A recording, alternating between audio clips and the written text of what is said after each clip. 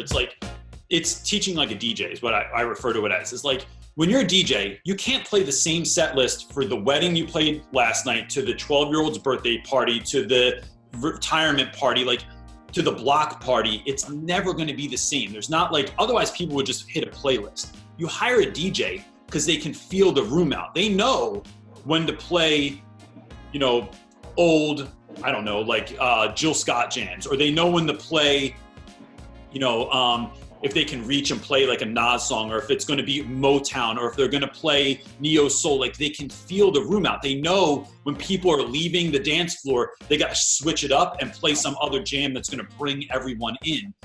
And so you have to have that sense of your room also when you're a teacher, is like knowing what is interesting. And when you try a lesson, and even if you worked your ass off to create it and it sucks, you got to scrap it. Like, or figure out how to teach that thing a different way. And so in my first year, I had this great idea. We were going to learn about persuasive writing. We were going to study the I Have a Dream speech. We were going to watch it. And I was like super stoked about it because I was like really passionate about that.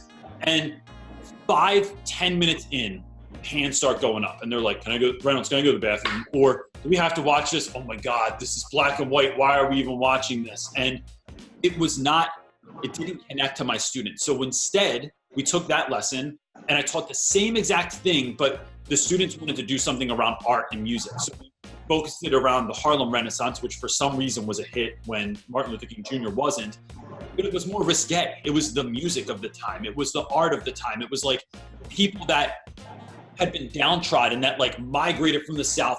Everyone ended up in New York City or Chicago or St. Louis, and these cultural explosions happened. And so we made our room into an art museum of all different stuff. So we had kids that built grand pianos out of cardboard. We had kids that were making like portrait busts of their favorite artists and stuff, like recreating paintings. And the room was awesome. And so it was just that shift. I still taught all the same persuasive techniques that I needed to teach, but it was just through something that actually engaged the students and made them excited. And we had kids that were coming in from 7 o'clock in the morning and sometimes staying until like 6:30 when the school like made us leave.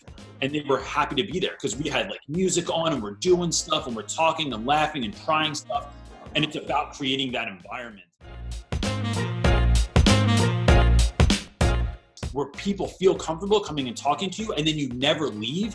Like, I have guys that have graduated 10 years ago. I have students from my old school that still come back to my new school in West Philly just to hang out for the day, just to come see me for the day. Like, and so it's about engaging with your students for long enough that they know that all these antics, you're not gonna win, bro. You can hit somebody with a chair. I'm still showing up tomorrow. Like, we're gonna get to the bottom of this because you're that important to me.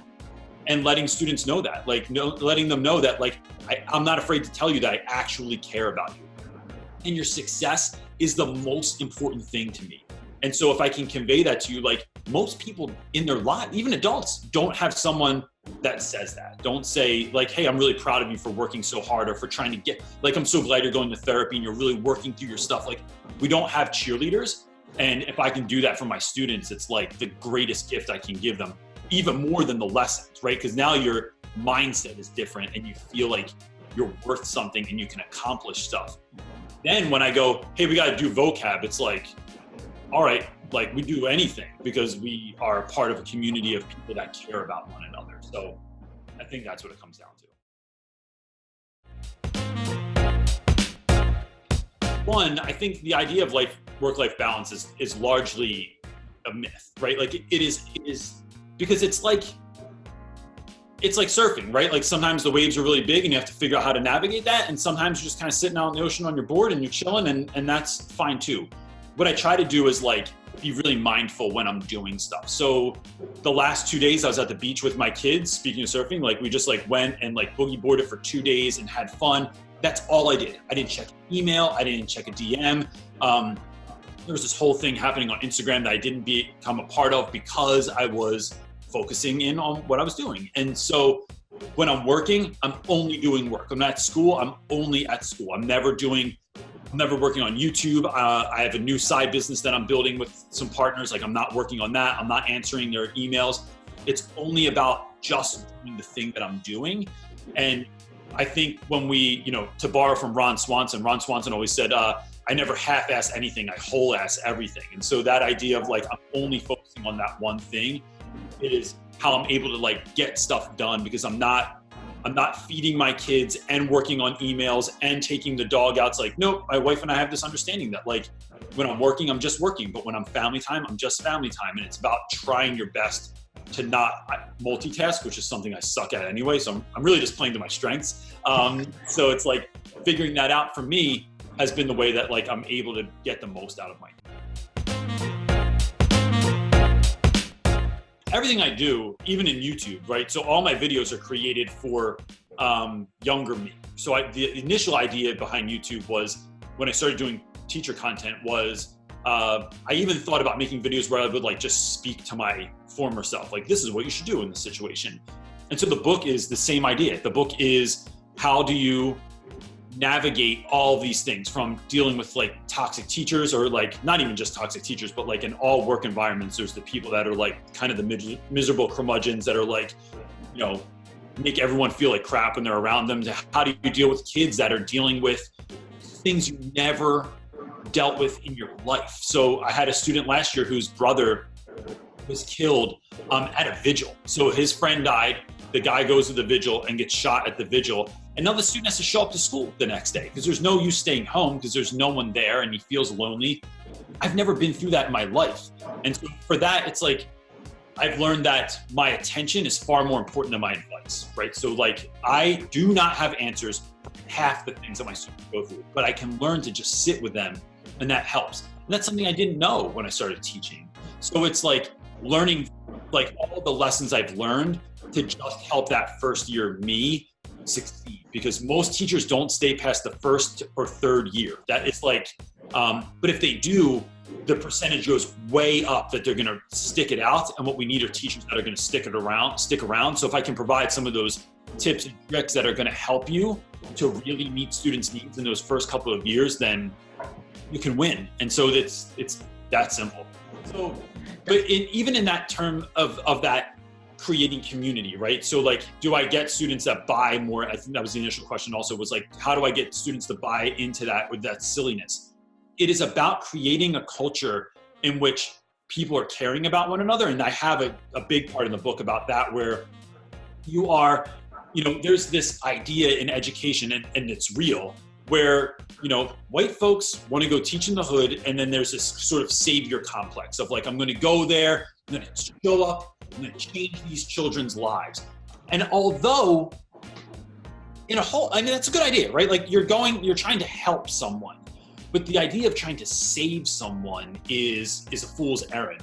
And also the idea of being the one, right? So like, if you look at any teacher movie ever, from Dead Poet Society to Freedom Writers to Dangerous Minds, it's always about the one teacher that did the thing.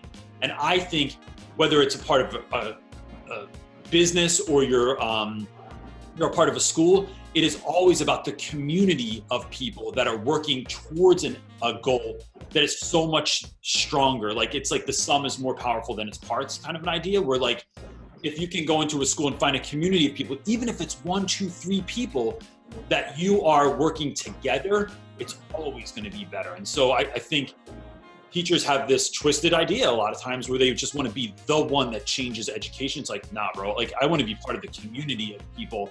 It's just more fun. It's like, no one wants to go to a party by themselves. If you had a party by yourself in your living room, that shit would suck. But if you had people that were like a whole bunch of people that you trusted, that you felt good around, like that makes everything in your life better. Whether it's the workplace, whether it's school, whether it's, you know, driving into work, like it's just having that community of awesomeness around you just makes everything better. And so I just think school can be that as well. I come from a family of clowns, like just jackasses. And so that's sort of innately like who we are. But the funny thing is when you teach, when you're in education, like they tell you in college, there's this rule to don't smile until Christmas, right? Like don't smile until December, they say, because you don't want kids to mistake your kindness for weakness. And so I tried that, and it literally lasted 2 days in my first year of teaching. And I thought, I can't do this. Like I went to the worst high school in South Jersey. I've seen kids like beat within an inch of their lives. And I grew up like in a totally normal, like Leave It to Beaver kind of neighborhood. I went to this school, which is a whole nother long story, and it was an awful place. And it was through that, like learning that like I couldn't fight, but I could like through sarcasm get myself out of just about any situation. And so now I use that in teaching all the time. Like I never yell. Like I do yell if it's necessary, but like largely like I don't yell, I don't do power struggles, I don't have 50 rules, I don't do any rules in the first day or the first 3 days of school. And I only have one rule in my classroom. So it's about shifting some of those paradigms where you're creating space for like, who am I and how am I best going to operate in an authentic way? And so that's just what it is. It's not like, if someone's not funny, they shouldn't try to be funny. If I wasn't just naturally kind of a clown, I wouldn't do the things I do. I'd figure out a different way. And I think it's about figuring out who you are authentically and then what does that bring to the table to make where you are a better place. And so that's where all that came from. And then just I just never care if kids think that I'm cool. And so I'm willing to blow bubbles, or I have a microphone that is also a bubble wand that I spray painted gold for. I don't know why. And then I interview students when they walk down the hallway, like, what's it like to be late to class like every single day? We're just wondering. And that kind of stuff, it just is who I am. And then students see that you're being authentic. And although no one's going to do that in their neighborhood necessarily, like you just live out of that authenticity and you win because of it.